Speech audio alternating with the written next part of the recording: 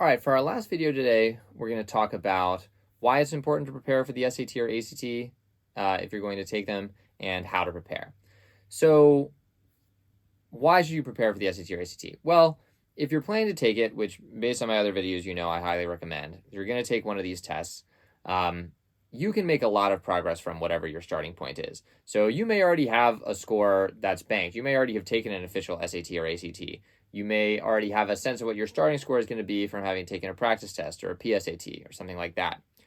Whatever score that is, that's not written in stone. You should assume that you can make pretty strong improvement from that starting score if you're willing to put in a fair amount of work. So there are three main ways you can prepare. You can study on your own, you can take a class, or you can work with a tutor.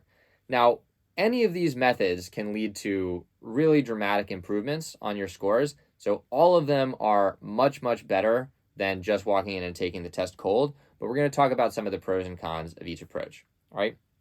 So studying on your own is obviously the most accessible, potentially the most flexible, and the most affordable version.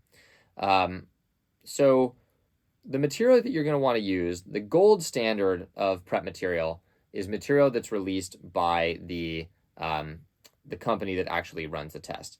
So for the SAT, that's the College Board. The 7 Blue Book practice tests on the Blue Book app are an excellent place to practice. For the ACT, they have the official ACT guide that currently has 4 practice tests. Now, they may later this year release another guide that has even more practice tests. We'll see about that. Now, you may want to sort of space out those tests, right? Because if you're taking a practice test every week, you can burn through 4 or 7 tests pretty quickly. So you might want to space them out by using third-party material. So good sources for that. For the SAT, there's a website called Resolve Prep that has excellent practice tests and practice material. I'll leave a link to that in the description of this video.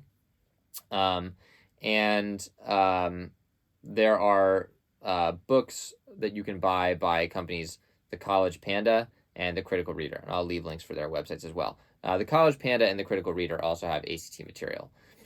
So, like I said before in a previous video, it's a little bit harder to study for the ACT right now because they just changed the format. But I would encourage you to use old ACT material as well. So you can use old official guides from the previous format of the test, because they've changed the format, but they haven't really changed the content. So practicing the old ACT is going to be good practice for the current format of the ACT as well.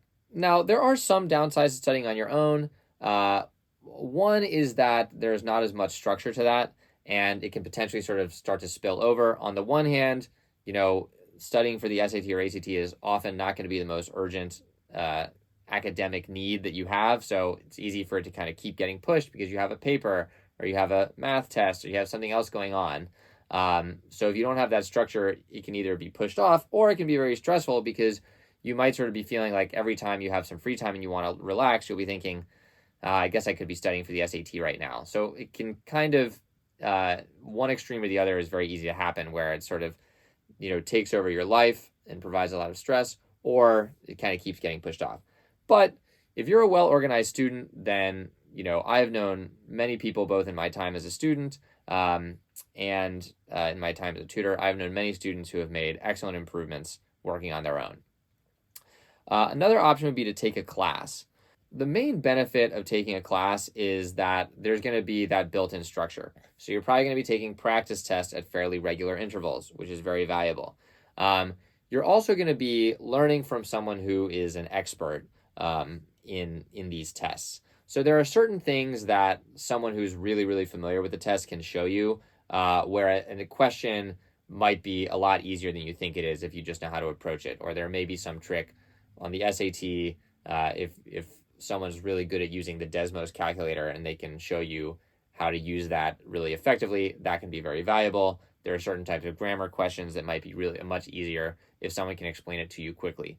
Whereas if you work on your own, you'll have to figure out a lot of that stuff for yourself based on explanations and based on reading books and stuff. So if you take a class, you will learn a lot of those sort of, tips and tricks, and you will have a built-in structure.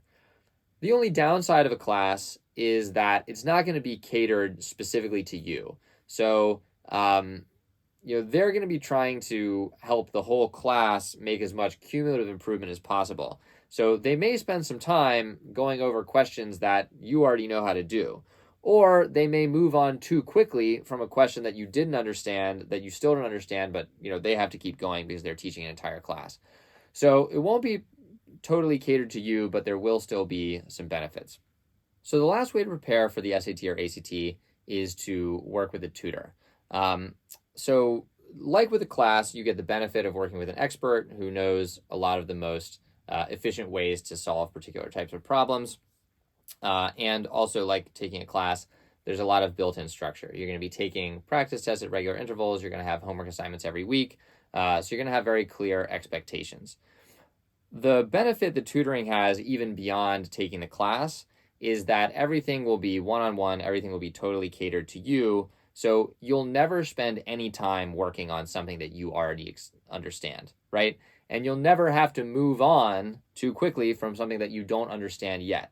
So it'll be totally designed to help you make progress in the most efficient way possible. So if you have very limited time, then the efficiency that a tutor can provide can be very valuable.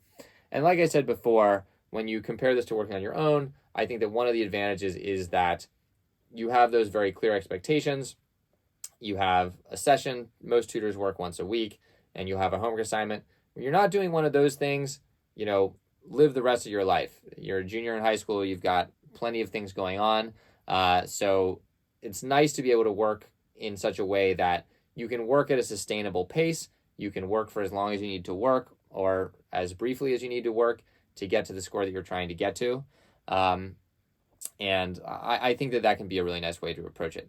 That said, working with a tutor tends to also be the most expensive option relative to these other two, obviously, compared to working on your own or also taking a class. But there are benefits. But that said, whichever of these options you pursue, preparing on your own, taking a class, working with a tutor, approach this with a lot of optimism and determination, because you can really make very strong, very worthwhile improvements on your SAT or ACT scores by putting a lot of work into these. There are just a lot of things on the test where familiarity will give you so much more confidence and help you perform much better. So thanks so much, and I will see you next week in your class.